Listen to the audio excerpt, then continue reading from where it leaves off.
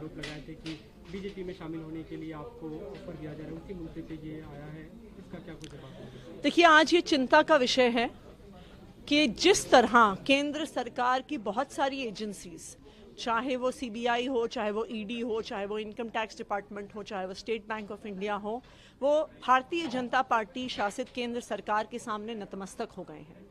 आज ऐसा लग रहा है कि इलेक्शन कमीशन भी भारतीय जनता पार्टी के सामने नतमस्तक हो गया है। आम आदमी पार्टी बार बार कंप्लेंट्स देती है, अलग अलग मुद्दों पे कंप्लेंट्स देती है, कोई एक्शन नहीं होता है, हमें टाइम नहीं दिया जाता। Income tax department, ED, CBI, model code of conduct लगने के बाद विपक्षी पार्टियों के नेताओं पे रेड कर रहे हैं, समन कर रहे हैं, इलेक्शन कमीशन कोई एक्शन नहीं लेती है। लेकिन जैसे ही भारतीय जनता पार्टी कंप्लेंट देती है, 12 घंटे के अंदर अंदर उस कंप्लेंट पर नोटिस जाता है। वो नोटिस मेरे पास 11:45 पर आता है, लेकिन 11:15 पर भारतीय जनता पार्टी उसको टीवी पर ब्रेक करा देती है, भारतीय जनता पार्टी खबर दे देती है। तो आज ये सवाल है कि क्या नोटिस इलेक्शन कमीशन दे रही है या नोटिस भारतीय जनता पार्टी दे रही है। मैं इलेक्शन कमीशन ऑफ इंडिया से, उसके मेंबर्स राजीव कुमार जी, ज्ञानेश कुमार जी और संधू जी से ये अपील करूंगी कि आप टीएन शेषन जी के उत्तराधिकारी हैं। इस देश में लोकतंत्र को बचाने की जिम्मेदारी आपकी है। आप भारतीय जनता पार्टी के सदस्य नहीं हैं।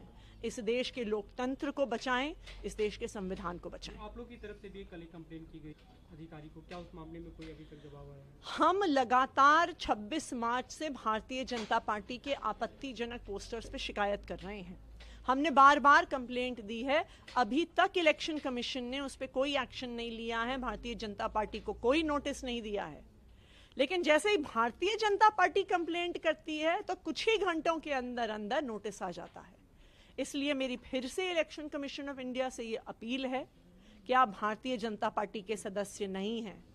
आप इस देश के संविधान द्वारा निर्धारित वो लोग हैं जिनकी जिम्मेदारी है इस देश के लोकतंत्र को संभाल के रखना। आप टीएन शेषन जी के उत्तराधिकारी हैं। जैसे टीएन शेषन जी को पूरा देश याद रखता है कि वो फ्री एंड फेयर इलेक्शंस को एक नई ऊंचाई पे ले गए, राजीव कुमार जी, ज्ञानेश कुमार जी और डॉक्टर संधू को लोग इसलिए ना याद रखें कि वो उनके टेन्योर के दौरान भारत में संविधान खत्म हो गया, लोकतंत्र खत्म हो गया, फ्री एंड फेयर इलेक्शंस खत्म हो गया। हम जल्द जवाब देंगे।